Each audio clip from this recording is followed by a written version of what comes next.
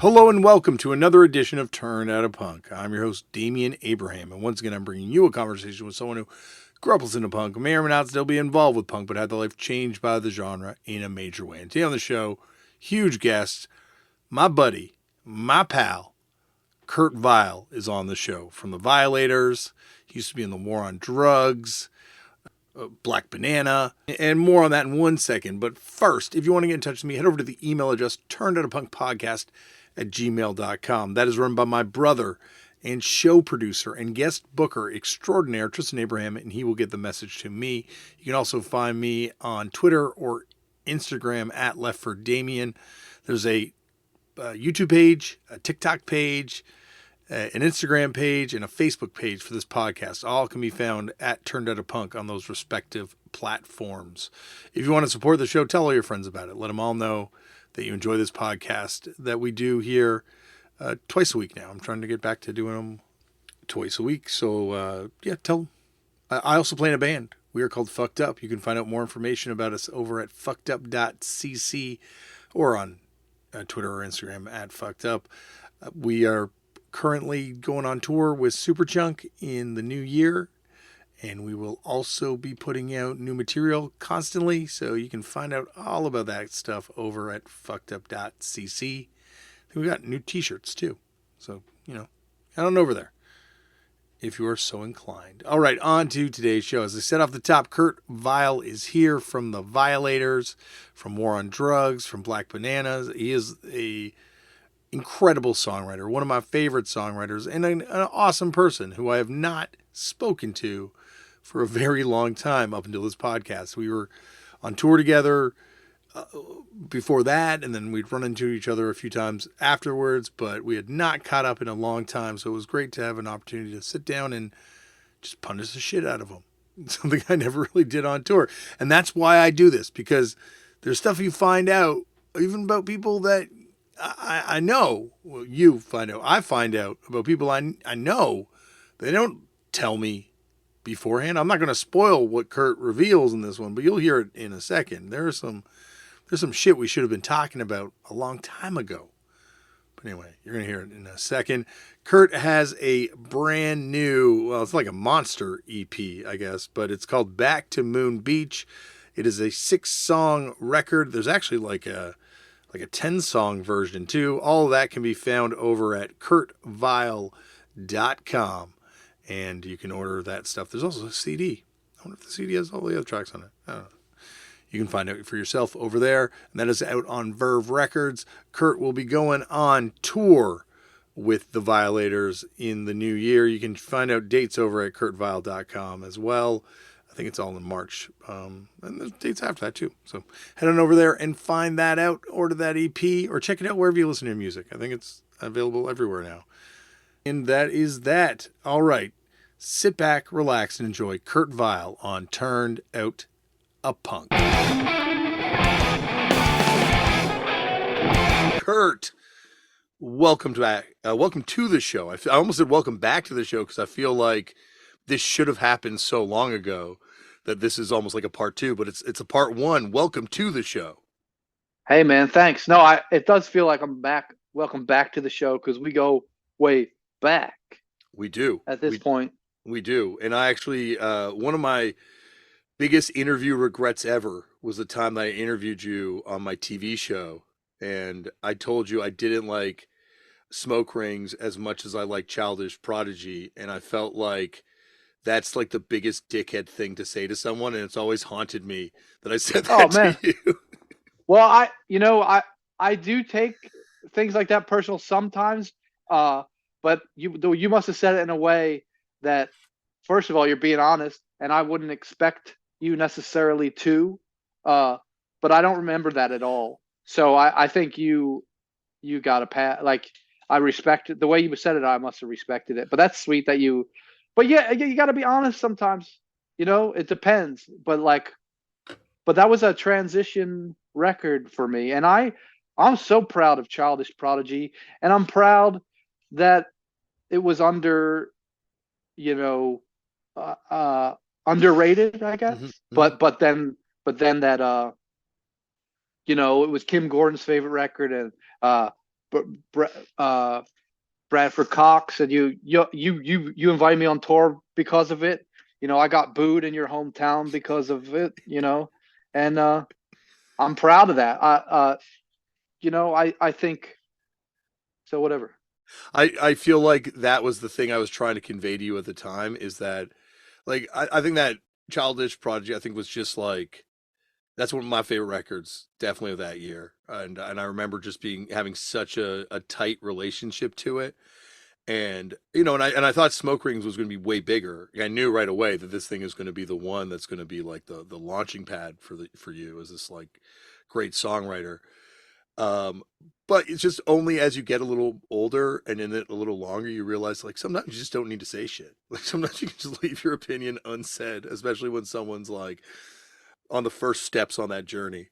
Wow. Yeah, I'm glad you brought it up. Yeah, because I don't remember, I and believe me, I don't forget either. So the way you said it, must have respected because I don't remember it all.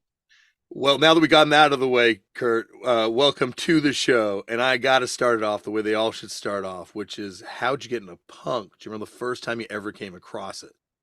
Man, uh, for me, it's not so cut and dry. Because shoot, man, like for instance, you know, before I knew any better, I would think that punk is like no effects. I was into no effects and like some of that epitaph stuff for a minute.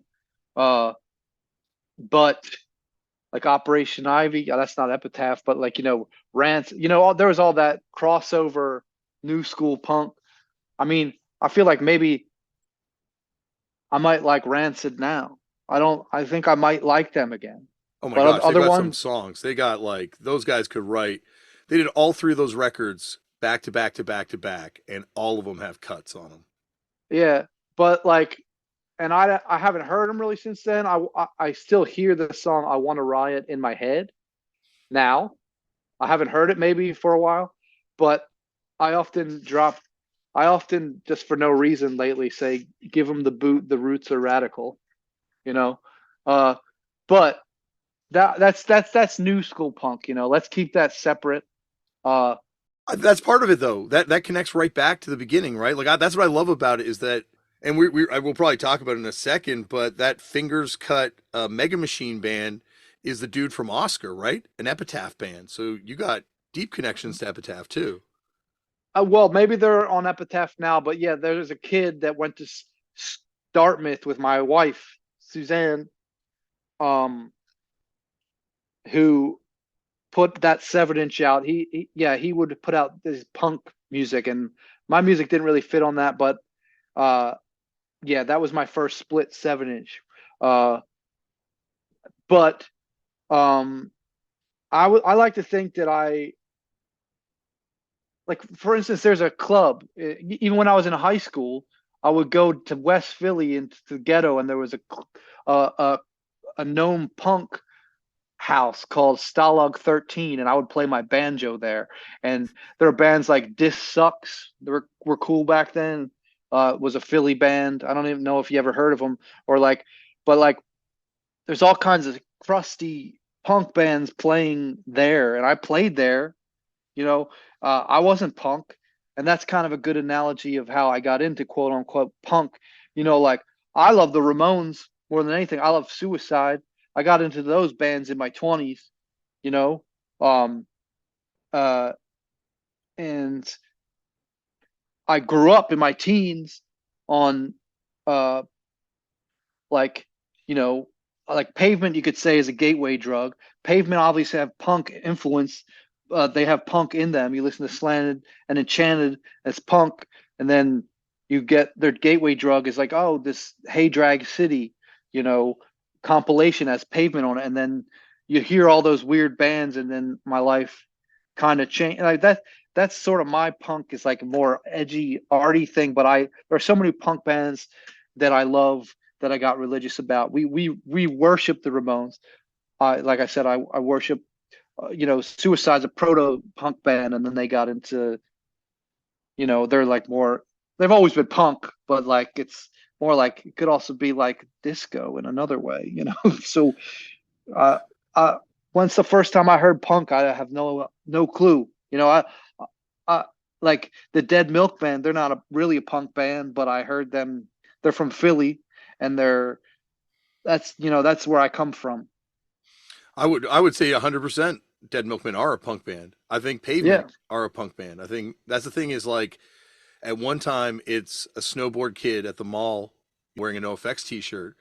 At the same time it's also like Dinosaur Jr. and someone like getting in Dinosaur Jr. was my gateway to punk. Yeah, yeah, I feel like we let it get codified by other people, but like here the fact is the first place that I heard about you on was the fact that you did a CD on Gulcher Records and the Gizmos invented punk.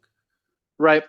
No, I for through my buddy Richie Charles, who used to drum in Clock Cleaner, and he has a record label called Richie Records and Testoster Tunes. He he got me.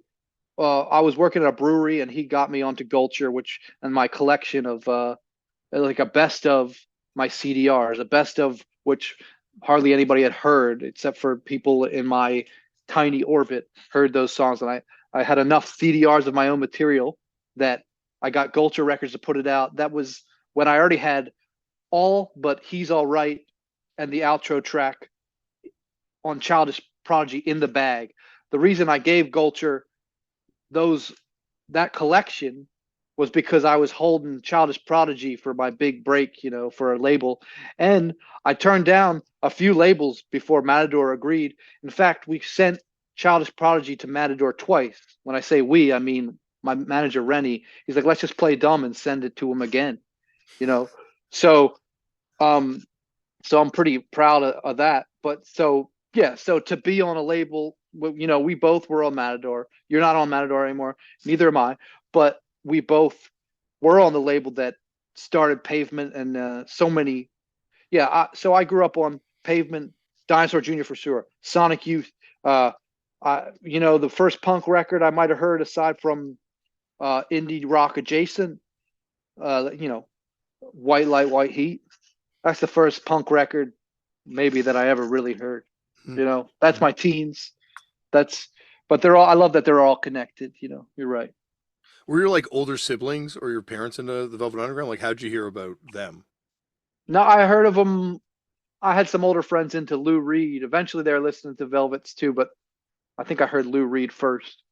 But yeah, somewhere along the way, I was a reader. I was just talking on another podcast, a book podcast about this, but I remember I went to Borders Books, and that's where I would find out everything. I'd go on their computer to find out what pavement, is on, and then it tells you everything. And then I go to the one small music section. I get Sonic Youth, Confusion is Next, the book, Velvet Underground, Uptight. Right around then, right before I graduated, I feel like I was so deep in the Sonic Youth and the Velvet Underground and Lou Reed, and so those are like all at the same time, like just frying my brain with inspiration, because the combination of noise and poetry and catchy hooky punk rock combined, somewhere, and that there's the concoction sort of a teenage mind. I think that really does start with the Velvet Underground, where you have this sort of like lack of virtuosity being forefronted in the band, and then like you see with the Modern Lovers even more so, where there's like obviously these songs they're brilliant and these people playing them are brilliant, but they're sort of like anyone can do this, and like you can write an incredible song and you don't need Phil Spector production. You can have it kind of just like shine through somehow. Like it just feels like that would have been a Permission record. Permission. Yeah, Permission to like just do it yourself, like to just Oh start. yeah, permission. No, I love that, and I will say in a way like my punk, because that's like punk, like you watch the Essential Ramones documentary End of the Century, and Danny Fields is like the people came to the shows and they said, "What? These people no future. They saw these guys. These guys they can't play. They could still they could still get paid. They could still get laid. and they these people start a band, or the quote that Eno said that, like, not everybody saw the Velvet Underground, but whoever did started a band.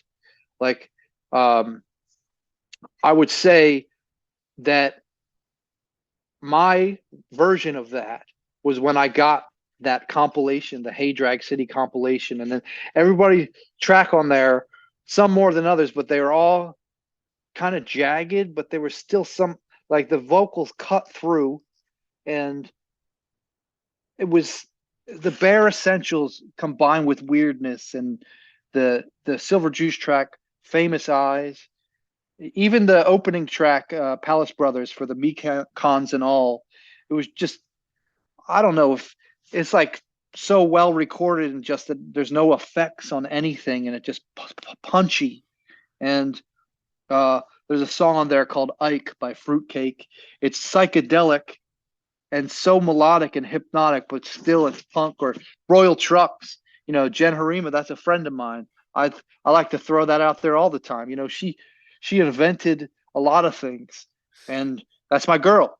She's the best. When she was on the podcast, she said her biggest influence was Discharge, and hearing Discharge and hearing them bury these like really catchy pop songs in walls of noise, and how that inspired her. And it was just like, it's like you're saying, it punk is whatever you define it as. Bill Callahan did like old punk zines back in the day. Like Will Oldham used to know every Misfits song lyric and Ramones song lyric off by heart. Oh And yeah, like all that Flying Nun stuff, like that's punk to me. Like they took it in of their own course. direction, right? Yeah. Well, I worship Danzig today, even. And the Misfits, I got into them recently, more recently, Static Age, of course. Like, uh, and just to be clear though, Discharge, the label, No, the or band. the band, the band. Oh man, see, meant to say that first. Now I look like an idiot. All right, I'm No, gonna check out Discharge, the band. no, you will love it. And I like that's where Dis Sucks got their name. And you're not the first guy to mention them on this podcast because, like you're saying, Stalag is kind of the Gilman of Philadelphia in a lot of ways. And I think it's I don't think I had any clue that you played there. And it's so awesome that it was a space that, yeah, like, so many great hardcore bands came through there and played, like Rambo and all this sort of stuff came out of there. But like it still was a space that you could go there and play a banjo at and find a stage. Only me, mind you. I'm the only one that played banjo there. Yeah. Nobody else did. You're ahead of the Um, folk punk trend by a good like 10, 15 years. Yeah, I had a song called "Skate Bitch," about like skate groupies, skate groupies. Because it was like, it was all, we would skate, and then there was these other better skaters who would always have a bunch of girls hanging out with them, and drinking 40s and stuff, and we never had that luxury. But like, that's funny. Did you go to Stalag 13? Oh yeah. I went there and I remember my story that I always tell about there is going to the bathroom and someone had gone into the stall and taken a shit beside the toilet. Oh yeah, of course. Why Or would people, you? yeah, the bathroom I remember is just out back, which was like a bunch of broken 40s in the backyard, and people piss all over. Uh, Yeah. you know. It was a real venue, but it was also, out of these spaces come so many cool people and so many interesting bands. And I think the stuff in Philadelphia has always been fascinating. Like going back, you brought up the Dead Milkmen. To me, they're a punk band. Yeah, that rules, man. I know. I'm proud of where I'm from. I'm proud I never left. And yeah, when I was a teen, the first thing we did was, first show we put on a homeless benefit, quote unquote. We got a church to let us put the show on, and a lot of punk bands did come through the Stalag 13 circuit, and we did get Dis Sucks to play. And I still remember, like, that show. I still remember how he looked, and I still remember him being like, "Son walked into my bed again this morning. There's nothing I can do to make it go away." And I only heard him do it that night, that day, whatever the hell it was. Whatever. Are they still around? No, oh, This Sucks? No, I don't think they're around. Members went on to I mean, like alive? Are they alive? I definitely pretty sure most of the members are still alive. On the Tony Pointless episode, we talked a lot about Dis Sucks and kind of their importance to that Philadelphia, I guess like squat venue scene before like the church, right?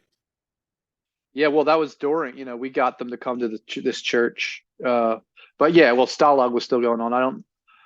I feel like there was one other house in West Philly called something that I've been to, but Mainly it was Stalag that I went to. Yeah, there was another venue like right down the street, I think before or after Stalag. Stalag. If I knew we were going to be talking about this, I would have boned up on my research a little better in this kind of area. But yeah, like it's awesome when you think about that time period. R5 Productions kind of going and sort of the rise of independent productions, yourself, Diplo. There's a lot of cool, interesting stuff coming out of sort of Philadelphia indie punk adjacent basement shows. In Japanese Yeah, no. breakfast today and stuff. Oh yeah, I I'll have to listen to Japanese breakfast more. I'm not. I know people love them, and I met her. She's very nice, but I don't know her music, so that's I didn't know there was punk in it. That's cool. She used to do the door at R5. Oh right. I heard that. That's awesome, and that's I do love. I love that this is a show going town, but in the early days, yeah, R5, we just owe them so much in the DIY, uh, and this indie rock scene and just independent, just the 90s, I guess, into the late 90s and watching it all bud into what it is today. Uh, I it's pretty awesome. It's pretty awesome, man. Philly, Philly in particular. Yeah. It always feels like, especially in the early days of punk, having people on here talking about it, like it was sort of the city that kind of was underdocumented and under celebrated. It had all these great bands, but short of the Dead Milkmen, you don't really. Why Die isn't celebrated as much as they should be, or FOD is not celebrated as much as they should be.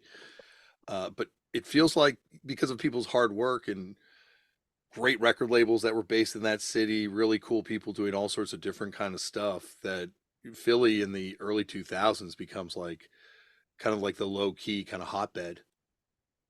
Yeah, yeah, and I will say I've always kind of been honestly I've always kind of been on the outskirts, like an outsider, like where I was doing my thing and I'm trying to get people to be interested for so long. I just didn't know as many people, so I honestly felt like I was outside of that R5 thing.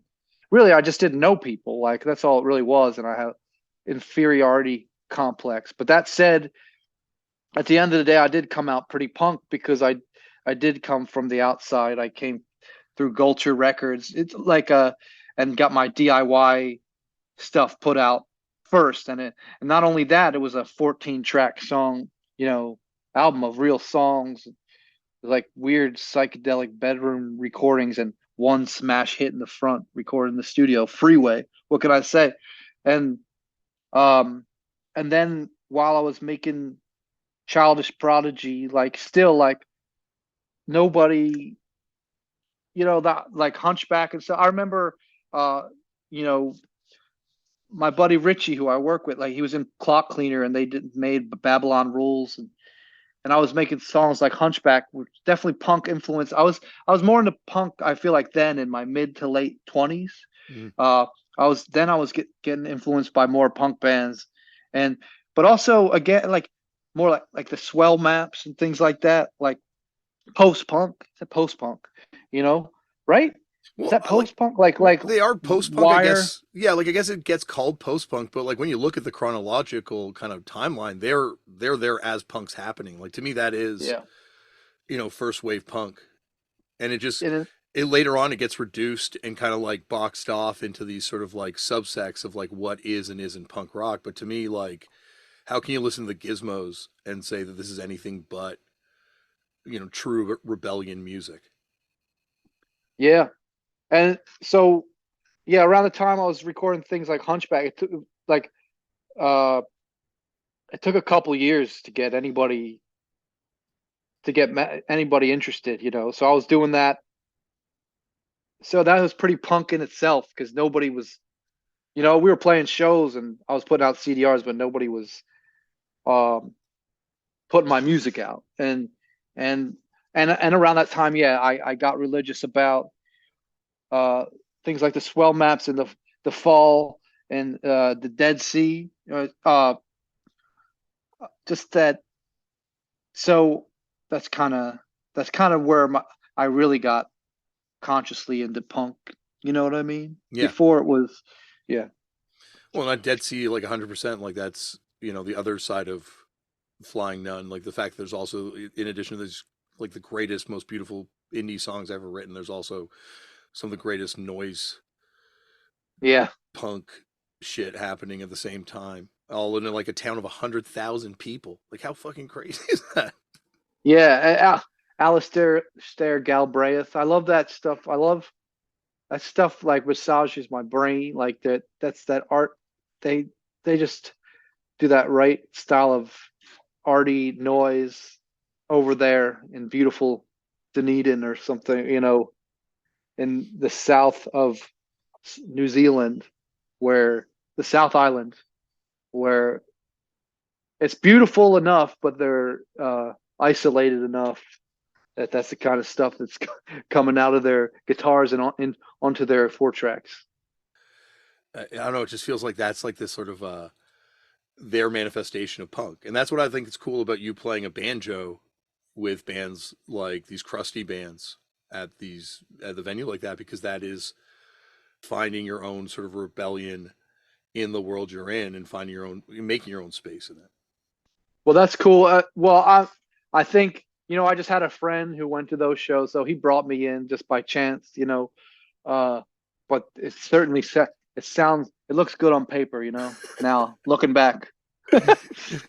No, but I think you did kind of, you then changed the music too, influence on it after the fact, and the fact that you came from it. Like I first heard about you, and I think the first place that I think you started making noise that I was hearing about was kind of like hardcore kid, punk kid, but aging hardcore kid, punk kid blogs, and these sort of places that people were talking about these CDRs that you had coming out, and then of course Gulcher being such a venerable label. And are you aware that you can come in a fine tradition too by also getting popular and more popular with your sound? John Cougar Mellencamp was on Gulcher. Yeah, I know. Yep, that's my boy. Have you met him? No, I always he's want in to meet him. Indiana. Oh, yeah. I mean, it's funny because yeah, like life goes on. I love that song more every year. Yeah, yeah, like you grow into those records. Like I liked him as a kid, and then there was of course like a rejection of that sound for a while. Though Avail covered Pink Houses on a record, so I did love the Avail cover. But coming back to him as a dad now, an aging father, it hits a lot a lot harder in a different way now. Yeah, yeah. It it is it's amazing how we get to a point in like kind of this trip where no matter what you do, you kind of got to accept the fact that there's like some of these songwriters that there's a reason they're super popular. Who? Like who? John Cougar Mellencamp. Oh yeah. I was like, Oh oh, yeah. anyone can do this shit. Now I realize, no, no, that guy's that guy had a talent.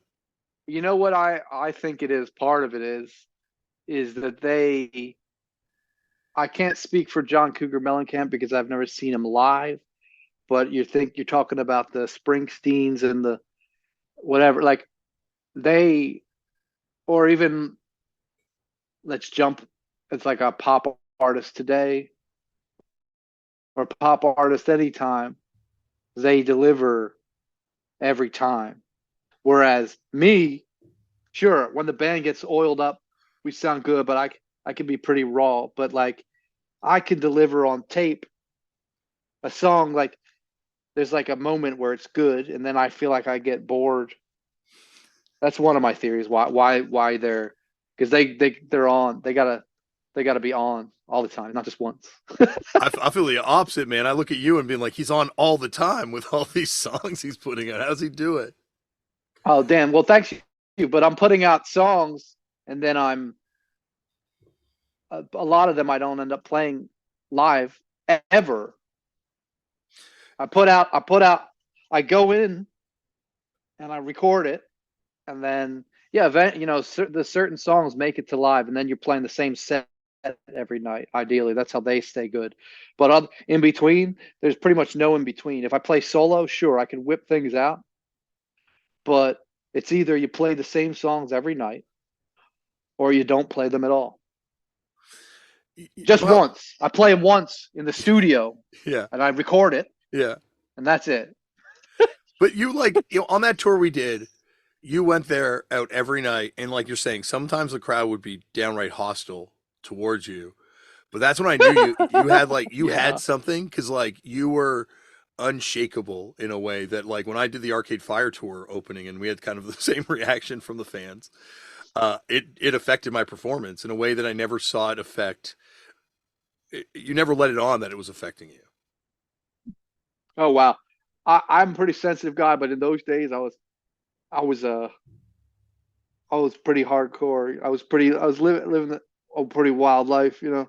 And I had my buddy Rob Robinson with me, and he was like, what happened was we had been on the road as the band, and it was our first tour, and I wrote a song about it called On Tour. You know, certain people didn't get along, and we were just trying to, you know, Adam was juggling his War on Drugs bands. Obviously, he was trying to get his record done, or and my drummer didn't, you know, like I didn't, I didn't have it all together. You know, we were on just at a certain level, and so anyway, when I went on tour with you, it was going to be I went and into the snow in the Midwest solo, and my buddy Rob would help me. But when I get to Philly, uh, the band will reconvene and we'll go up to Canada with them.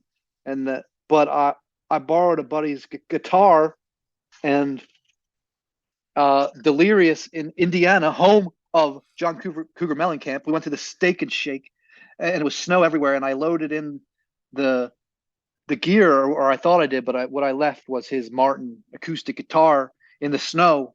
And let's just say when I woke up, it wasn't anywhere to be found, so somebody took it. So I had to go back, and I was like, well, I got to do this show. I got to do this whole tour solo, opening for Effed Up, the second tour when I'm on Matador Records. And I had my buddy Rob Robinson like playing bongos while at one point we like played a seat. We didn't have a sound person, so yeah, people were not having it all the time, you know. But and by the time we got to the Opera House, where it was your homecoming gig for your album. What album was that? Chemistry and com. I think it was Chemistry of Uh, Common Life, right? Because I think you yeah, sing. I think you no, you sing in David Comes to Life. David Comes Alive. Yeah. But anyway, I remember I got to the Opera House and I played the first song, and after the first song, somebody said, "You suck," and I was like, "Your mom." And then the crowd was like, "Ah!" Yeah. And they all left. And then like by the very end, it was literally like uh, half the crowd was booing me, half was cheering me on, like "Don't give up." And I looked over to the side stage, and it was your bass player Sandy and others, and they're like one more, and I was like no, no, no, to the sound of a roar of a crowd, and then I played one more, and there was like, "Boo!" It was fun. I one of our favorite tours ever. You were so good, and I tell bands all the time when they open for us, like, listen, Always and Kurt Vile both eclipsed us immensely in popularity shortly after the tour. So believe me, this is just no matter how rough this tour gets, this might be an on ramp. Well, that was you were also I saw you at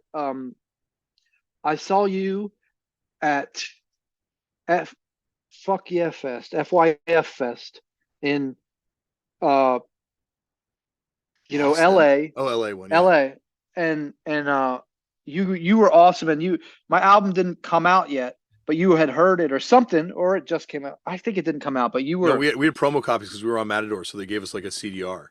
it was awesome, and just to see, I don't know. So you were the because I am actually a shy person, and I have like at the end of the day, I'm shy and have slight inferiority complex. So I always have to once I get accepted, it's huge. And you're all like, you're definitely an intimidating band. And I was like, oh yeah, they're not gonna like us. And then you were like so friendly, and you're like, oh, I love that record. I love so. And yeah, you took me on tour, and and then it was only like then a little, yeah, you know, Dinosaur Jr. wasn't. You were the first one to take me and invite me on tour, and then a little after that, Dinosaur Jr. was a fan. People, you know, people. I was like, oh, here we go, man! I'm opening for all these punk bands. Effed up, Dinosaur Jr. Here we go. You know, that's. I just want to be accepted by the punk bands. You know. Well, that's like that to me is like, and obviously I've not touched any sort of commercial heights, but to me, the greatest reward of doing this is like getting to meet Jay and getting to like be like friends with Yeah. them. This like unapproachable person, or to get to like meet your heroes and to be like have your heroes become peers and like be able to talk to them about music in a real direct, honest way.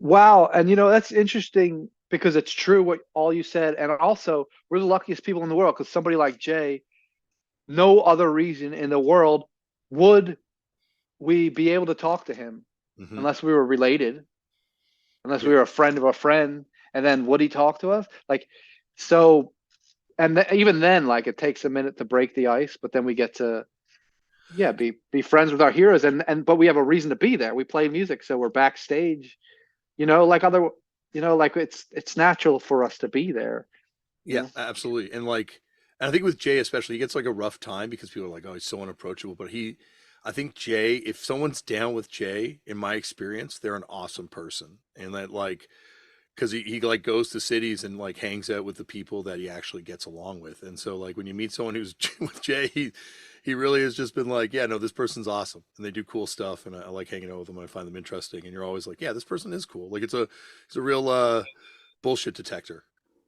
Yeah, oh yeah, totally. I'm gonna actually play. I'm sitting in with them this weekend in New York because it's the anniversary shows of Where You Been. Yeah.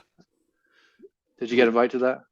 Not this time. I'm no Brian Schwartz no longer is my manager, so I find I don't get Oh, invited to as oh, much. okay, I know okay. shit. But I sang with Dino last week at Primavera in Benidorm, and yeah, it's like the biggest Where's thrill of my fucking life. Where's Benny Dern?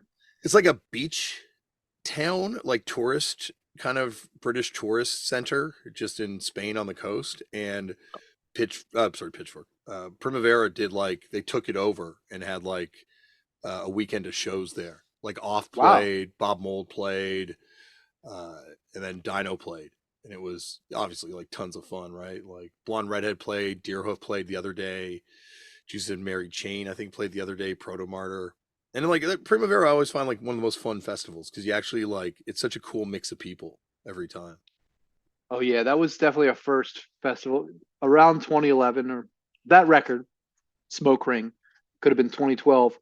That was when I was like, oh, wow, this like I played a smaller stage, but it was by the water, and just to like everybody be in Barcelona and cheering you on. My friends, Piss Jeans, from Philly, punk band, were in the audience, and like people were like, "Come on, Kurt, make me cry." Everybody called, like I'm like, "What, really? People are here to hear me like this? Like I'm in Barcelona," and yeah, that was beautiful. And Yeah. yeah, whatever. Who doesn't love hosting a New Year's Eve party? But let's face it, that can get really chaotic. Luckily, Drizzly has us covered. Drizzly is the go to drink delivery app that allows you to order drinks in as little as 60 minutes or schedule it up to 2 weeks in advance. And we're talking all the drinks that people love to drink, like beer, wine, and spirits. But you're thinking, but Damian, you don't drink. What about us non drinkers? Don't worry, Drizzly has us covered too. They got thousands of non alcoholic drinks because we deserve to have some choice, all us non drinkers, right? And Drizzly allows us to compare prices from all the local retailers that are carrying these products. Plus, you can also order snacks, and it's all delivered right to your door for your New Year's Eve party. So stay off the roads this holiday season, especially if you're going to be drinking alcohol, and let Drizzly handle the hosting for you. Download the Drizzly app or go to drizzly.com, DRIZLY.com today. Must be 21 and over. Not available in all locations. As many of you may or actually may not know, I have 3 kids, and when I'm home from tour, I'm the sole cook in the house, which means come the holiday season, I'm cooking anywhere from 12 to 18 different types of meals a day, plus snacks and all sorts of other things. So being the cook, I'm the one who winds up eating last, which means by the time I actually get to eat food myself, I'm not necessarily eating the healthiest or, let's face it, sometimes the tastiest thing. But thankfully, Factor, America's #1 ready to eat meal delivery service, is coming through for me to help me eat well breakfast, lunch, or dinner with chef prepared, dietitian approved, ready to eat meals delivered straight to my door and your door. So now I don't have to worry about what I'm going to eat. These meals are ready in 2 minutes. They're fresh, never frozen. And once again, it's delivered right to my door. There are 35 plus high quality options each and every week that can meet all your dietary needs, which means if you're someone like me that eats vegan, there are vegan options. And so I can have a healthy vegan meal as opposed to some random thing that I'm throwing together in my fridge at the last second after cooking for everybody else. And if you're into calorie conscious stuff and all that sort of thing, they're all very well balanced and thought out. I'm not as much interested in that stuff. I'm more into the flavor, which I'm very excited about because there's apparently lots of add-ons that I can put to this and change my preferences, and I can get snacks and shakes and smoothies and all sorts of things, and guilt-free in terms of the environment because all this stuff is made in a facility that is 100% renewably electrically powered, and there's also 100% of the emissions for their deliveries are offset. So this December, get Factor and enjoy eating well like me without the hassle.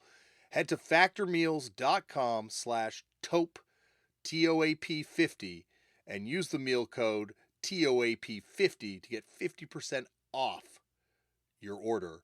And that code again, that is TOAP, TOAP50 at factormeals.com/TOAP50 to get 50% off. Should I say that again one more time? No, I think you got it. But yeah, I can't wait. 2 minutes. I think they're going to be ready. Christmas came early for Daddy. Were No, you? Did you play no. that year? 2012? Was that the year Neil Young played?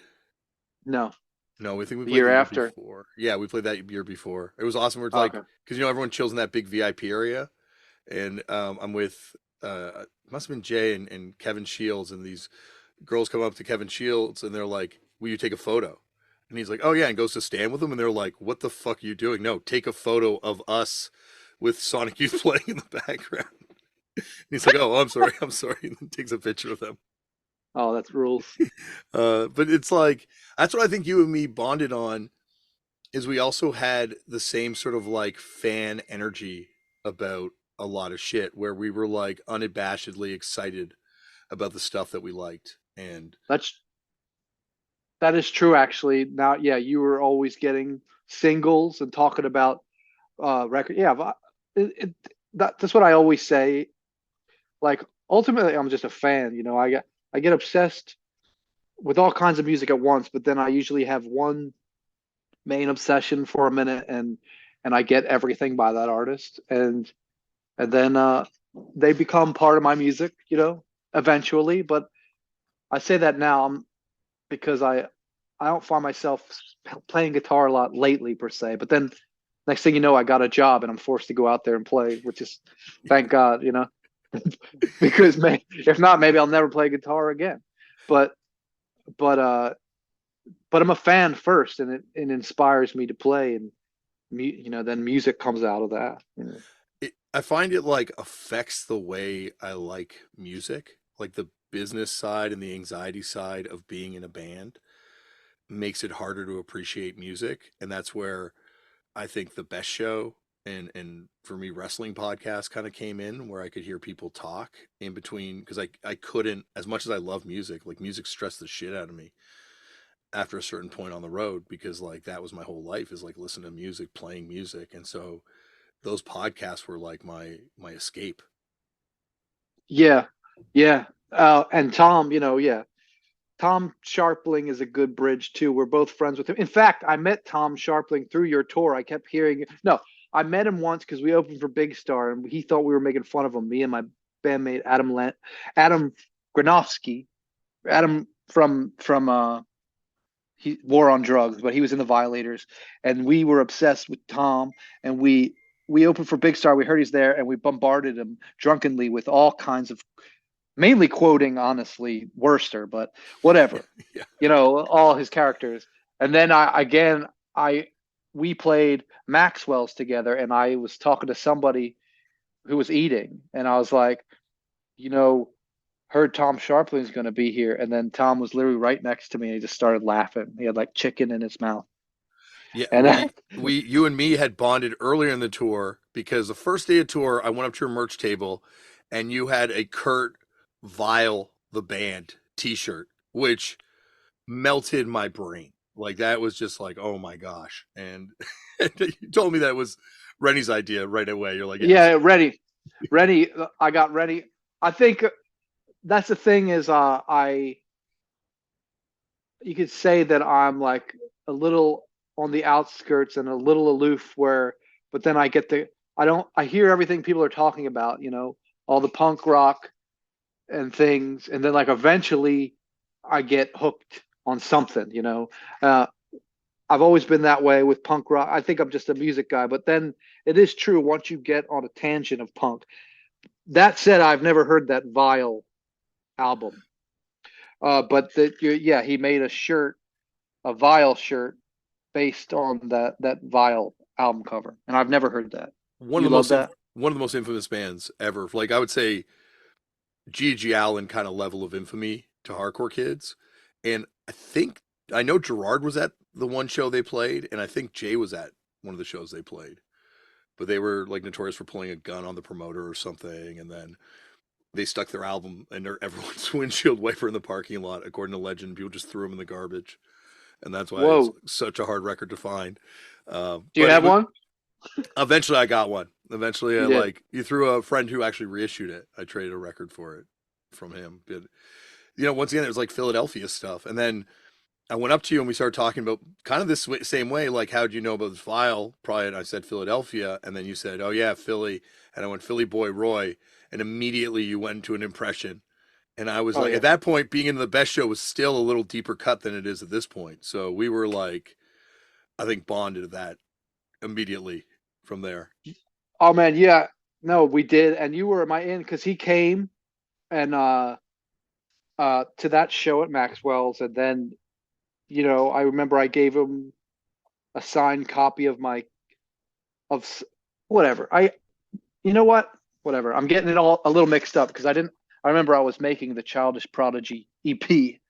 Sorry, the Square Shells EP while I was on tour with you. I was like doing the artwork for that or getting somebody to help my band, Rob, to help. But anyway, it wasn't long after that tour that Tom invited me onto his show, and that was insane.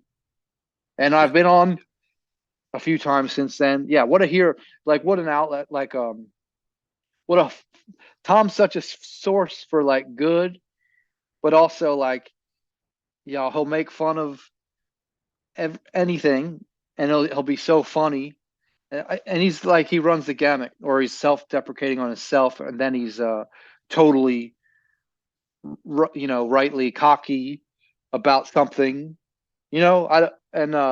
it's just encouraging to people like us somehow. I was some for some, and I mean I don't know what it is, man, but I think we're just East Coasters. Sure, you're up there in Canada, but it's not that far. Well, he was up here. I know now he hates it. Like I feel bad because like Tom and I really drifted apart. I think after he was up here for what we do in the shadows, because I think he was a real hatred for Canada now, and I feel like I'm involved in that. Oh, you were So involved in you were no, involved in not at that? all. But I just feel like that was weirdly at a point when we kind of started drifting a little bit. But like he is without a doubt one of the biggest influences on me, and that best show is like one of the greatest things ever. Those Sharpling Worcester calls they got me through tours. There were tours where I was like so fucking miserable before I discovered weed, and it was just like, my God. But there were just these calls that kind of kept me going, and the mystery of them and everything, Yep. right? Like, and that might also be why I had that weird thing with John Cougar Mellencamp because there's those Glass Houses Worst Artist of the Year calls. Do you remember that call where it's H. John Benjamin is there too? No, Oh my no. gosh, it's like Worcester calls in, and he's in who's the guy who does Uptown Girl again?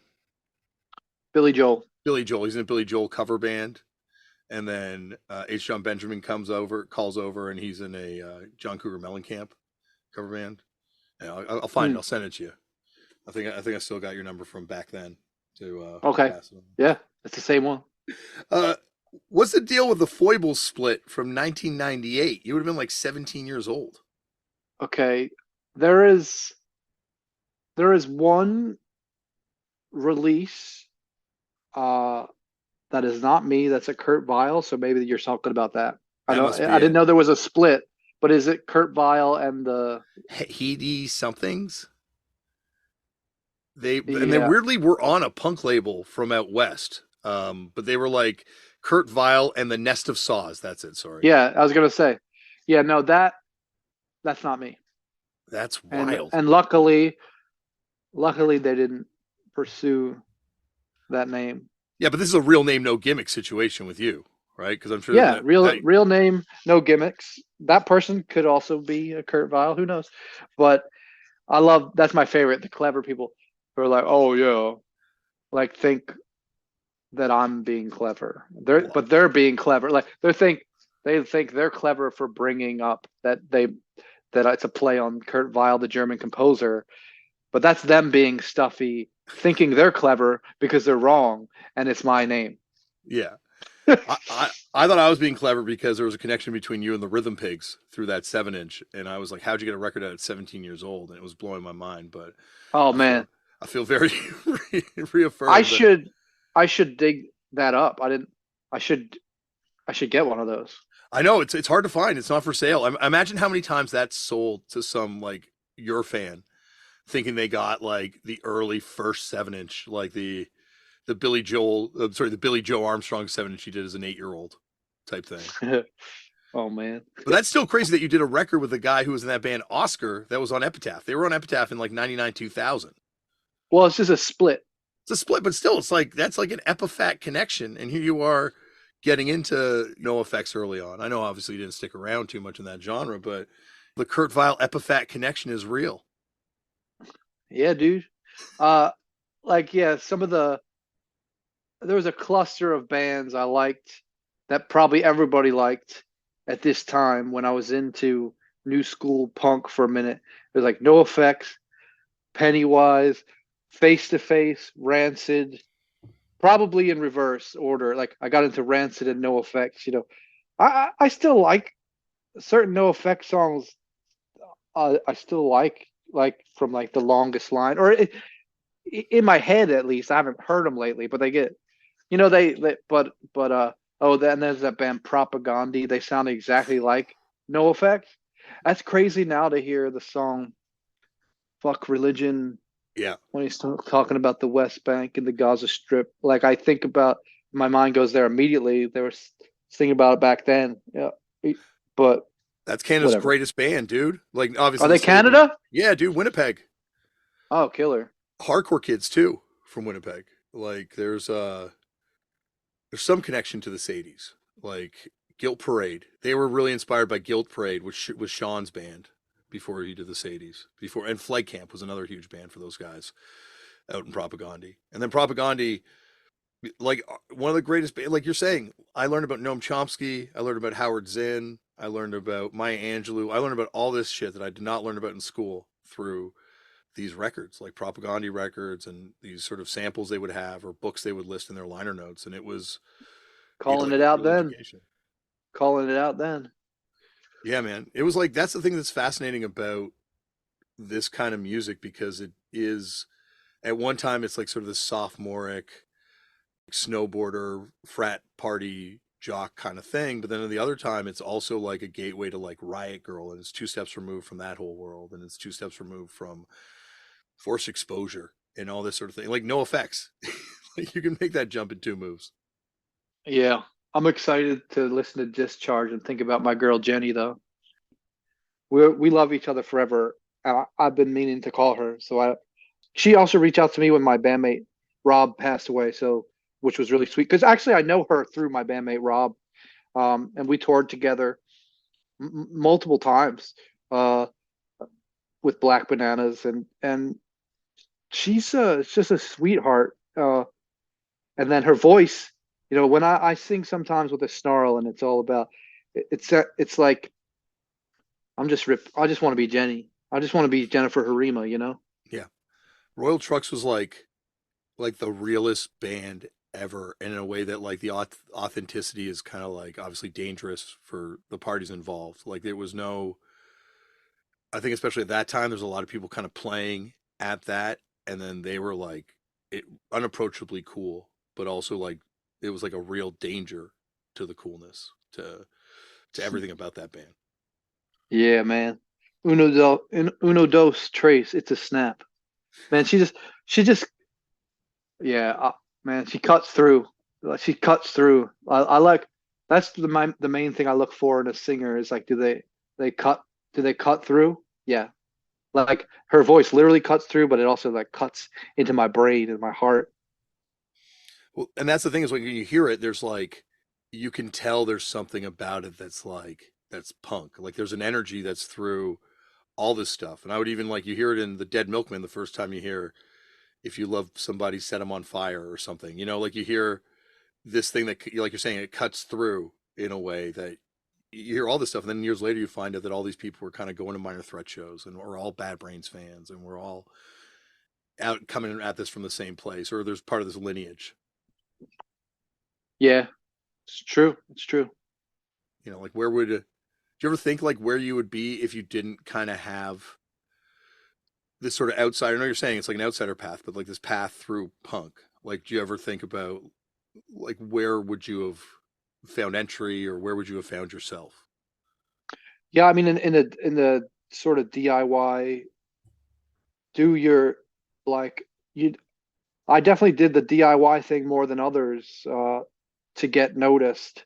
I mean, I was doing it anyway, but like, or my buddy Richie told me, even when I put it out on Gulcher, he's like, you're sending your music to these bigger labels or medium-sized label, and he said it in a funny way. He's like, oh, because they're not going to be like, hey, why don't I put out this record of this person no one's ever heard of, or I could put out this record and know it's going to do all right. Like, you get those people like Matador, et cetera. They kind of saw that I was doing it anyway. You kind of and that I guess that's a punk attitude, but it was also necessity. I just had but but that's a mentality. That's not necessarily a sound.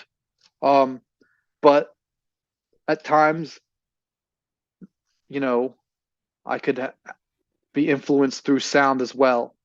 But I had I had the sensitive acoustic thing, and I was always a pretty great finger picker, so I can't help that. I can't help it if I'm a great acoustic finger picker. I'm also influenced by punk. No, but yeah, and then uh then there you got people like X. I just played a show with John Doe and Terry Allen, and obviously they were incredible players from the beginning. But you don't always associate that with.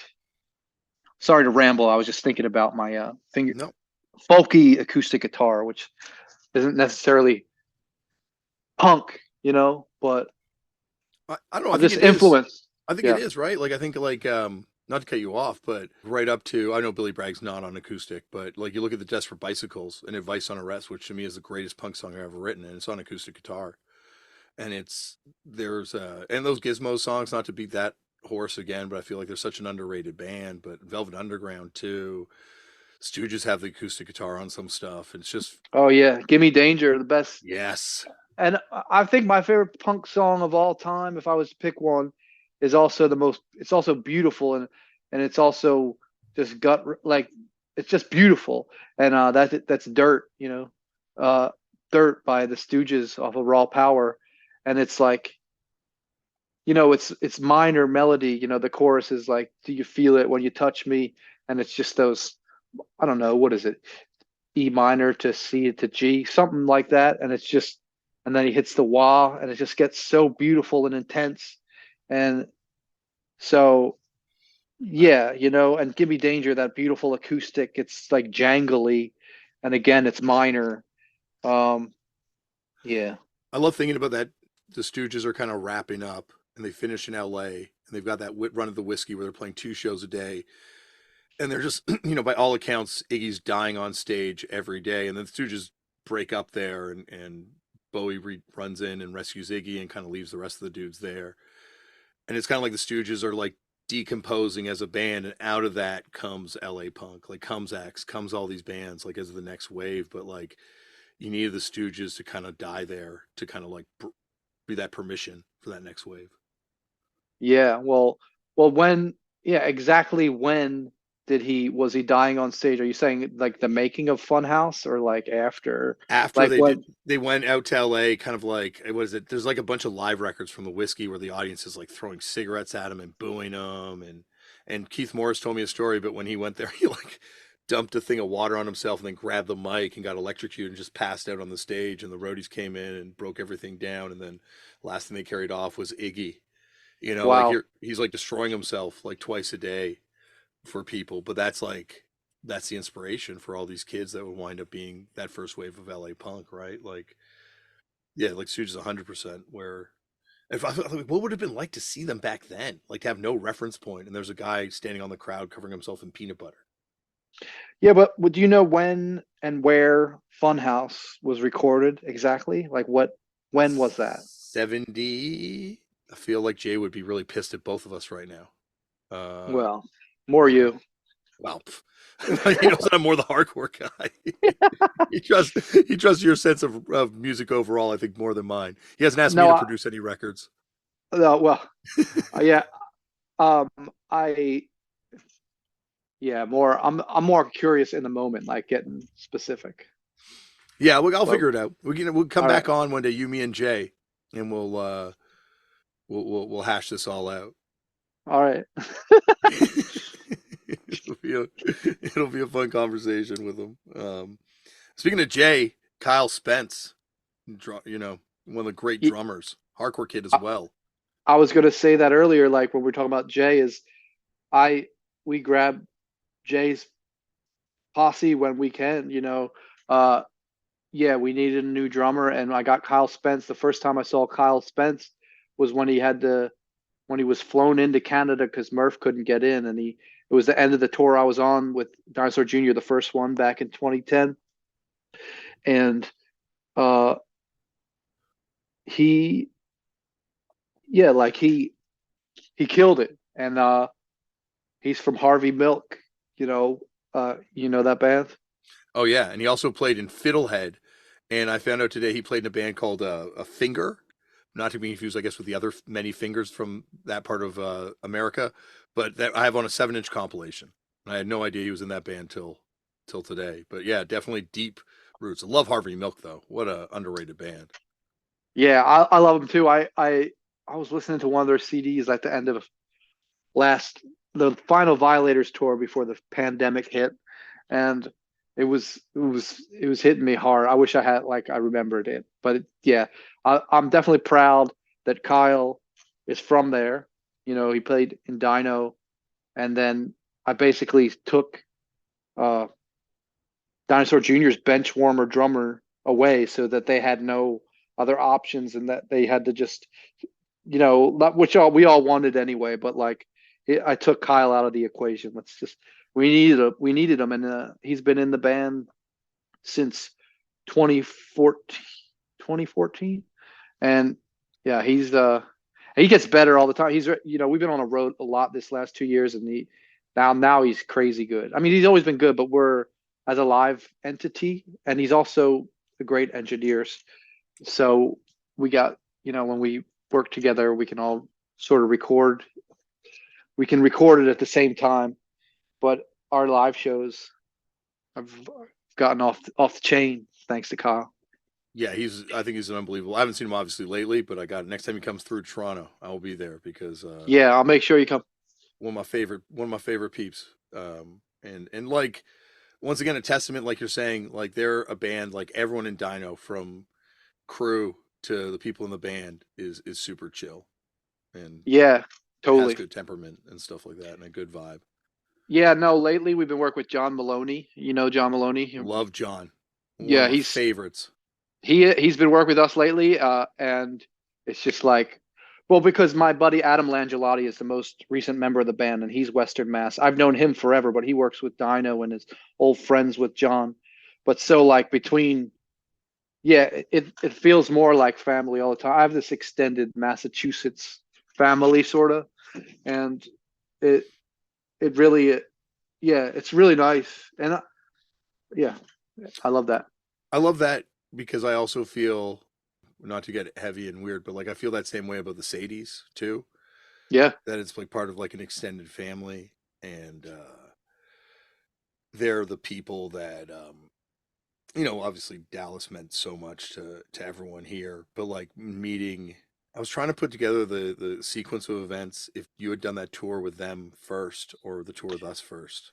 actually, it's interesting you bring it up because I will tell you that I think we didn't know each other that well during that tour, but he basically told me Dallas basically told me he accepted me on that tour because I had just toured with effed up and he was interested in that and he wanted to play with you. He didn't know you yet. Yeah, Uh, and he was listening to Chemistry of Common Life in his headphones all the time, laying in the back seat, and he was wanting to play with you. And that was literally a big reason why he agreed. Because I rode in their van. I mean, they hadn't done that, and I wasn't thinking about it much. I was like, sure, but then you obviously have to show up and ride in a van with a bunch of strangers, and I'm shy at first, and they're shy at first in their way. So we didn't talk for the first day, but can you you tell what know. happened? Where they, because also when you ride with the Sadies, you gotta go to a Sadies party, and didn't they give you something before the ride? Well, eventually I had a weed cookie for sure, and I was riding with for a minute. I was maybe in the front seat with Travis, who I saw him play, and I knew he was amazing, and he's so tall, and he had those aviator shades on and and he drives this uh 15 passenger van with a trailer hitch going under the speed limit or exactly the speed limit. And then I I was like, oh, no big deal. This cookie was delicious, And then like way longer later, I was like, dude, I am so. I think and then Travis basically just said, he said, I am, like meaning like, dude, I know what you're about to say. We were just on the moon, man. We were on the moon. Eh, it was the best. Yeah, and still like an unbelievable band. Like rest in peace to Dallas, and there's a void that will never be filled in music without him. Yeah, But it's criminal, and it's like, but but that's heavy, and that's beautiful. When everybody knows, everybody knows that that's such a blow, and yeah, well, we're just so lucky that we've seen them, best live band of all time, and they're still going, mhm. and everybody was a little happy for them, but nervous about that, and they're carrying the torch, and yeah, they're brothers to me, and you know, yeah, it's crazy. I mean, I got to write a song.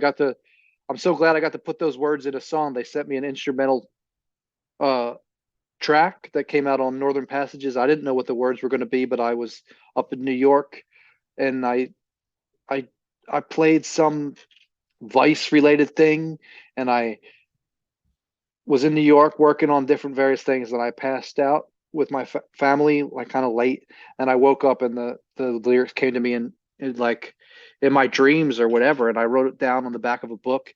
And it's like playing guitar with your brother, like plant one foot in front of the other. It's easy like walking, it's just singing about like I didn't know what it's going to be, but then you're like it's so essential that those you got to put those two brothers in there playing guitar together. They literally could play each other's guitar with their that was one of their tricks with their left hand. They play the other's fret. The crowd goes wild. And so we have that connection, that Toronto connection of having toured together with both those bands multiple times. And so yeah, I'm stoked that I got to put that in the song because who knew that somebody had to put that in a song. Yeah, like it really hearing you do stuff with them afterwards meant a lot. Just seeing that because you were like one of the first people that kind of they did stuff with, and just knowing that it was going to carry on like Dallas would have wanted. Like that Dallas would have wanted this to be because they're too good. Like obviously with Dallas it was like that. The two guitar thing is obviously the trick that everyone remembers, but it's funny. I was showing my kids YouTube videos of it this week, like just being like, "You see this? Like, look how amazing that is!" Because they're learning how to play guitar now, and just being like, "This is what growing up in music and and punk music too. Like both those guys were like part of the Stalag version of the scene from '80s Toronto here with a bunch of fucking goofs, Wow. and coming out of that world as well and stuff. So yeah, it's funny because then I guess I met Dallas after you had toured with them because I remember talking to you about Dallas. I guess when we saw each other again, and then you played that festival in Toronto with them too, like a big outdoor thing at Fort York. Yeah, that was when we reunited. Yeah. Well, at least Travis. I hadn't seen Travis, and that was amazing. Yeah, it's true. Um, Not to go from sore point to sore point, but you played in the Swirlies as well, right? For a hot minute. I well, okay. I was when I moved to Boston in like 2001, 2002. I was there in 2000. It turned into 2001. Uh, uh, I was a fan of my bandmate Rob Laxo's, my late bandmate Rob Laxo's band, the Wicked Farleys, and then we got into the Swirlies too. And he went to Emerson in like the recording. He was like a recording audio major, and he early on when I got there, I had played with the Wicked Farleys a couple times, and then early on we like we went and saw a movie one night and drank some beers, and then we went back to his dorm room and I recorded some some jams on his keyboard that he through some of his crazy noise rig that he had, and basically that ended up on the Swirlies Cats of the Wild Forever 2 or something. Cats of the Wild 2, which that came out around the time I moved back to Philly in 2003. It's a later Swirlies record, and Rob Laxo is on that record. And so technically I am too, but he was more a conventional member of the band. But yeah, the Swirlies are the best. Uh, they're they're like the shoegaze punk thing, and then the Jaguar guitar, which I copied, which my bandmate Rob Laxo copied first, and like the a certain synthesizer that I won't even say by name is their secret weapon because I got that too, and and yeah, so that's my connection to the Swirlers, and we've toured together. But I'm on a like a sort of like hidden track at the end of Cats of the Wild too. I've listened to that a lot recently because it's also on. I think it's on my bandmate Rob's audio project. His like Real type thing. his thesis. He's got like a thesis. He put out the CD at the end, and I listened to it. And those hooks are super catchy, man. I gotta put it like today with electronic music and pop, whatever. I'm gonna sample that and turn it into a song again and involve them, I guess. That's awesome. Um, Not to go back to something kind of trivial, but like yeah, a really underrated band, the Swirlies, and a band that it feels like kind of in the shoegaze revival is getting like another look by people. Yeah, I think they are definitely always. I saw them posting Chimp Rock Forever, and I was like, that's cool and all, but those are my brothers, and you never play with them, only me. But like, no, I actually really like Always a lot. I'm gonna play some shows with them soon. But I did see that they were calling out the Swirlies, and I was like, that's awesome. But yeah, They they, also are. They came out of the fucked up opening for Boot Camp with I know, Epic Reactions. So there you go. You you, got that you, in common. I know I heard you mention that, and I'm about to play with them sometime next year, and we're definitely playing before them. They're you can't deny their catchy earworm. I love them. Honestly, there's a funny story. I was mixing uh Waking on a Pretty Days with John Agnello. Did you work with John Agnello ever? No, but Do you I've know? hung out with Okay. John at the Dino Summer Okay. Camp. Right. Great guy. But I heard he was sent some Always demos, stuff they recorded themselves. At the time, I remember them being more folky in my mind, but it was super catchy. And it was awesome. He's like, "Yeah, I'm gonna mix this," and I was like, "It sounds done." And he's like, "Shut up," you know. Like they, my point is, they had it from the beginning. They Yeah. had it from the beginning. Uh, but anyway, yeah. To to jump around, the Swirlies, they spent their wild and youthful days in the glittering world of the salons as a masterpiece. Uh, the album before that, shoot, is also awesome. The But one on they're Tang. I I love think the it's on Swirlies. Tang. They're both on Tang. The first tape, which I did not learn till today, that they put out was a split with Drop Dead. I know. And over the pandemic, somebody drew that cassette or painted it, I should say. It's a really good painting, and I bought that from Are this you kidding artist, me? and I've been meaning to listen to that. I got to see that Yeah, painting. yeah, Like, I'll send it to you. I want to see a photo of It's a that. cool That's painting. wild. That's awesome. That's so weird because like I had no idea that tape even existed till today. But that's awesome that someone painted it. There's, Are you you know, a fan of Drop Dead?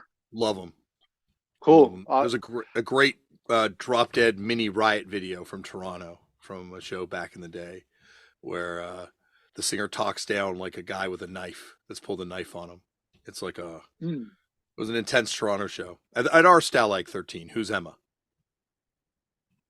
What? We had a Stalag 13 kind of vibe here with Who's Emma was our Stalag Oh, 13 type venue. who's Emma? Who's Emma? Like a question? Yeah, like Okay. I guess Emma Goldman lived in Kensington Market, that part of Toronto, and there Hmm. was this like punk venue. You know, like that's the thing about these venues. Anyone could play there. I got to play that stage way before I should have been playing on stage with different bands. And then sometimes cool, great bands would come through, like Drop Dead. Wow, that's awesome. Yeah, it was That definitely rules. like, yeah, it was a great time. And Kurt, this has been a great time, buddy. And like you and me, we gotta stay in touch. It feels like not a day's gone by. You look just as young as you did back then, buddy. Wow, you look great. You look Oh, great. you're You look lying. younger, Well, that's if you but look like thanks. shit from the beginning. There's nowhere to go but up, right? Like, Well, that I mean, no, but you look great, and that's not what I meant. But I quit drinking back in 2019, so that might have saved me a little bit. But I'm glad that you're I'm very complimented, and I do miss you. I miss hanging, and uh Toronto for sure. Let's hang. I see Sandy though. I've seen Sandy a fair amount. I yeah, know she you we, we were all going to come out to the last show, but then I had sick kids, so that's what it was. That's what it was. three kids is you know what it's like with multiple kids. It's just like two petri dishes coming home every day. How old are they? I have a 14-year-old, an 11-year-old, and a 8-year-old, and my 14-year-old's 6'4". Wow. Yeah, I have a 13-year-old, and she's the first one. I was about basically after I toured with y'all. It wasn't long before my first daughter was born, and now she's 13. So you know what that does to our timeline. And Yes. the other one, the younger one, is 11. Did you want to have like a lot? Because you grew up in a house with like tons of siblings. Did you want to have tons of kids, or were you like deliberately like let's have less than 9 or 10? Yeah, definitely less than 10 would be good. Uh, but yeah, I'm one of 10. But uh, yeah, two. We would like another one. I don't know if that'll happen, but Two two is fundamental, awesome. two Two, we fundamentally take them. broke me. Like it broke me so bad as a human. Well, now we're a gang. Now that they can walk, we've gone on. We've been well. We went all over the world when we had to carry them. Mm. But still, now we're a gang, so it's really fun. I wish my 14-year-old tries to kill me on a daily basis. He does jujitsu, and I think I've become like a tackling dummy. And Oh man, well I got two lovely ladies, so nobody's tackling me lately anyway. well, they No. also I revealed to me yesterday my eldest has not talked to me about this type of music, but his friend came over and said he's really into indie rock, and they said Kurt Vile and Mac DeMarco. So I'm gonna get cool points, even if you won't admit it to me. Oh wow, tell him I said what's up. I will, buddy. Well, you pass on my regards to the family, and anytime you want to come on here by yourself with Jay, with anybody, you're always welcome. Oh, that'd be super fun. Yeah, with Jay.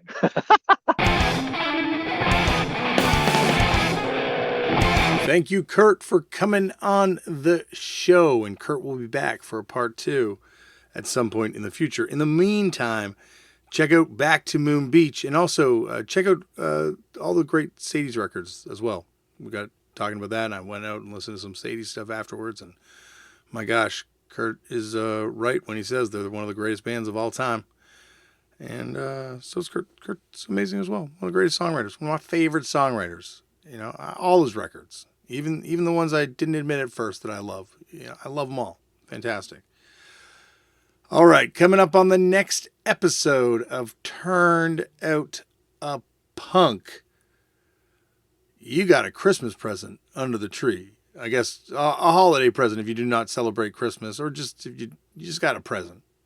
Because coming up on the next episode for an awesome conversation, the legend from the band Murphy's Law, Uncle Jimmy, as he says he wants to be called from now on, will be on the show. And this is an awesome conversation. It goes a lot of cool places, a lot of interesting places, some heavy places too.